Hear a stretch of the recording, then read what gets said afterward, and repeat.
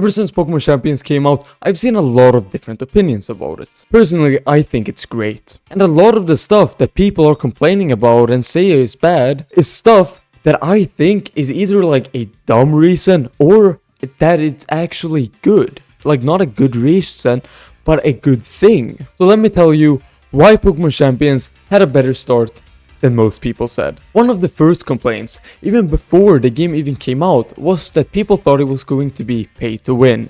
And I still see people every now and then complain about it being pay to win. But the things that are pay to win are not actually the things they are complaining about, because the pay to win is actually like Pokemon Home and older games, and not the things in Pokemon Champions. I got very far without paying anything in Pokemon Champions. And I only bought the starter pack because I wanted some extra stuff. Some more box spaces, and some more of the tickets that you can get. Personally, I am not using Pokemon Home. I wanted to explore more, and with that I wanted to save Pokemons that like I had in my box. I didn't want to have to switch them around, and I thought for me it's worth paying. But that doesn't really make it pay to win.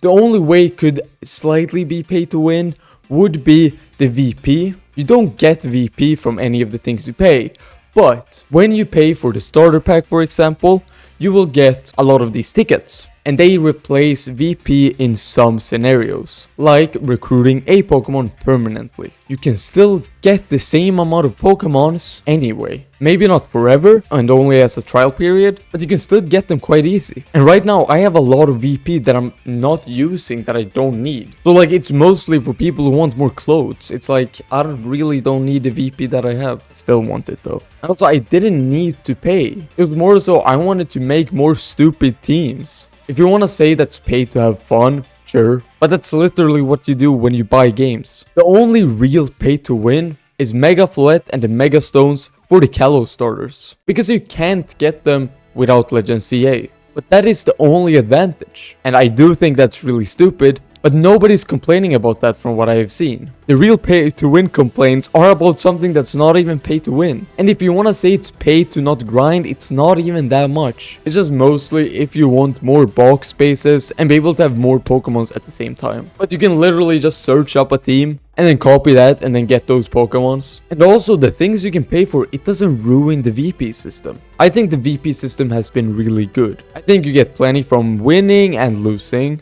And you get plenty from just playing. Or from dailies, weeklies, and from the battle pass for free. But not only that, VP is great for just being able to test things, learn things in a good pace. And also something that I think is good is that you have to learn with your VP. If you don't pay anything, if you don't have any old games, you have to learn this game with the VP you have. You can't just get every single Pokemon. Instead, what will happen is that you get a few Pokemons and then have to learn how to use them. And I have done a lot of that. Like I said, I paid nothing. I think it was like for the first 2-3 weeks. At least the first 2 weeks. And I got far with the VP and learned so much. I am quite new to VGC and it's so great because it just makes you learn way more. It makes you think way more of what Pokemons you use. In Showdown, you can get any Pokemon you want and that might get really overwhelming. But here you will get a selection of Pokemons, you pick from them and then you'll see what you can do with it. And in Pokemon games, getting a Pokemon in the Pokemon games, it's not difficult, but it's annoying and a long process. And that makes it so it takes a little bit longer to learn and a little bit more difficult to learn. But Pokemon Champions is in between these and just makes it perfect. And you can also see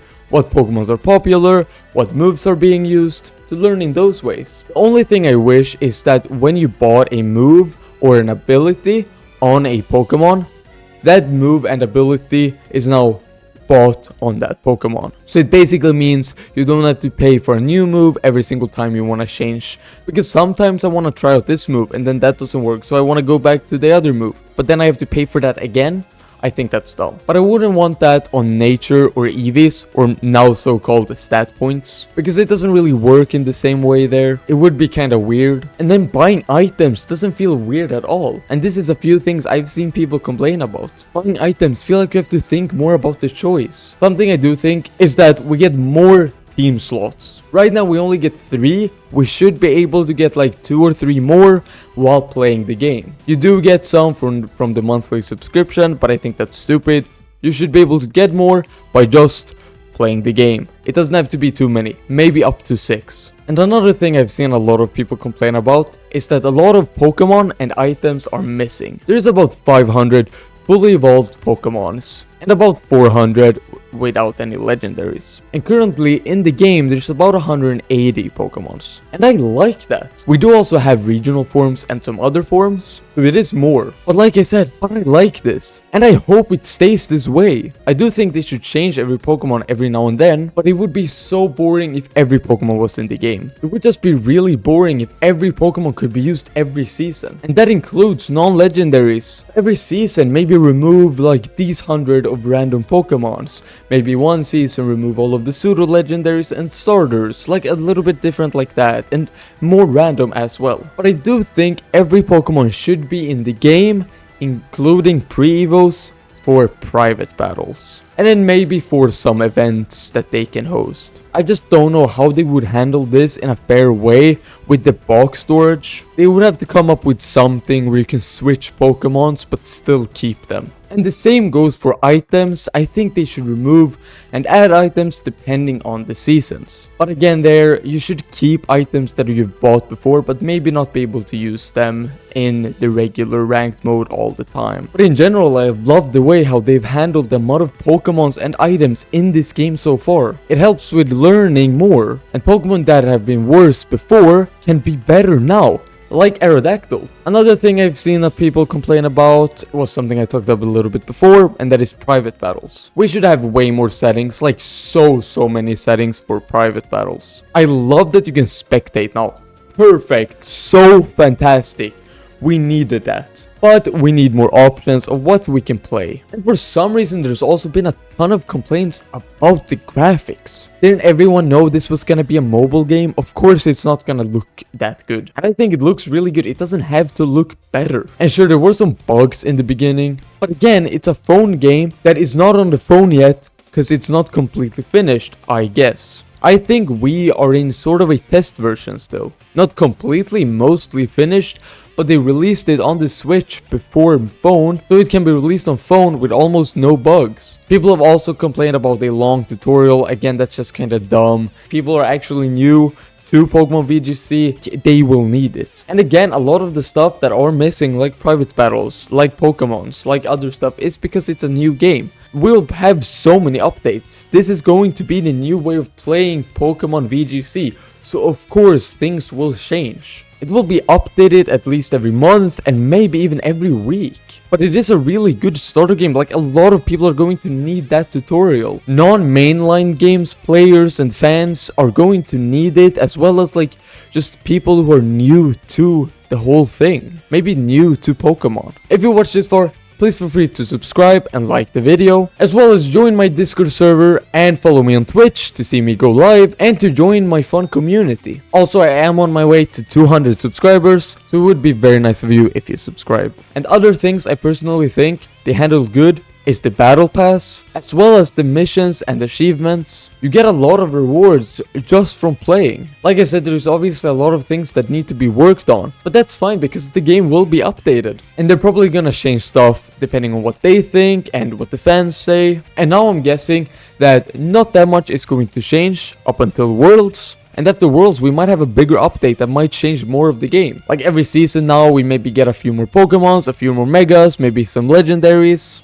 So we get ready for Worlds. And after that, we'll probably switch gimmick. And other or more Pokemons will be added. Yeah, this game is really good right now. But obviously, if it would stay like this, it would be bad. But I'm sure they will change stuff every single season. And make the game feel different. And maybe not every single season, but at least I think it will feel very different after every single big tournament. I think Gen 10 will come out mid to late 2027. And until then, Pokemon Champions will have a lot of focus. I think it's going to be Pokemon Champions and Pokopia. And Pokopia does get event and updates every now and then. And I think we're gonna get a lot of that from Pokemon Champions. But Pokemon Champions started off fantastically. It's a great game for new players. And currently it's a lot of fun and works really well. Obviously it won't stay exactly the same for the rest of time. It was never going to be like Showdown. Showdown is fun, but it's not something you would stay playing every single year. What would be fun with going to these big tournaments every single year where they're almost the same. And the only time it's different